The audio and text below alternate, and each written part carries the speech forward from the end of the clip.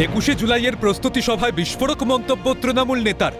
তার মন্তব্য, আমফানের ত্রিপল চোর বিজেপিতে নাম লেখানো ব্যক্তিরা এখন দলের নেতা। ইতিমধ্যেই তৃণমূল নেতার মন্তব্য ঘিরে প্রকাশ্যে দলের গোষ্ঠীদ্বন্দ্ব।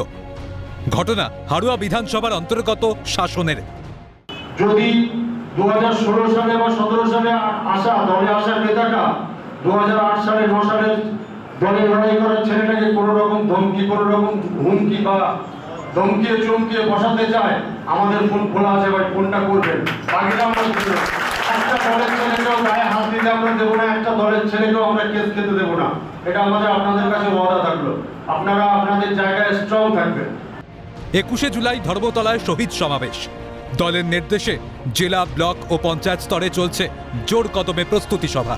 হাড়ুয়া বিধানসভার অন্তর্গত বারাসাত 2 নম্বর সংখ্যালঘু সেলের উদ্যোগে আয়োজন করা হয় একটি প্রস্তুতি সভা। সেই প্রস্তুতি সভায় প্রকাশ্যে এলো দলের গোষ্ঠীদ্বন্দ্ব। অভিযোগ ওঠে, বিজেপিতে নাম লেখানো ব্যক্তিরা এখন দলের নেতা, তারাই পুরনো নেতা ও কর্মীদের ভয় দেখাচ্ছেন।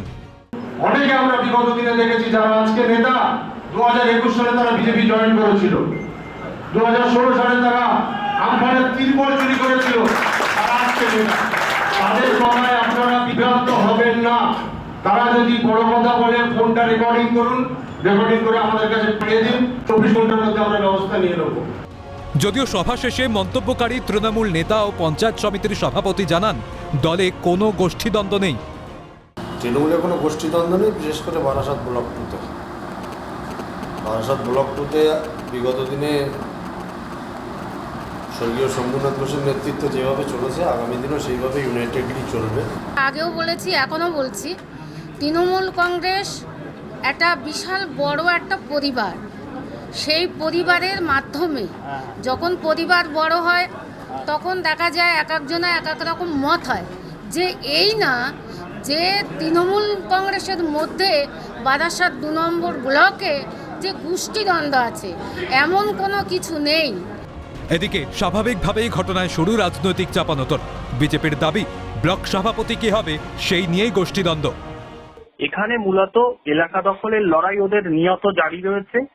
21শে জুলাই একটা অজুহাত মাত্র। আসলে ব্লক সভাপতি কে হবে তাই নিয়ে এদের গোষ্ঠীদ্বন্দ্ব। তৃণমূল গোটা বসিরহাট লোকসভা জুড়েই গোষ্ঠীদ্বন্দ্বে একেবারে জর্জরিত। 26শে বিধানসভা নির্বাচন, এমন পরিস্থিতিতে নিজেদের পরিবার বলে দাবি করা তৃণমূলে কি তবে অন্তর্কলহ? গোটা ঘটনায় রাজনৈতিক তরজা তুঙ্গে শাসনে। শাসন থেকে পঙ্কজ বিশ্বাসের রিপোর্ট, ক্যালকাটা নিউজ।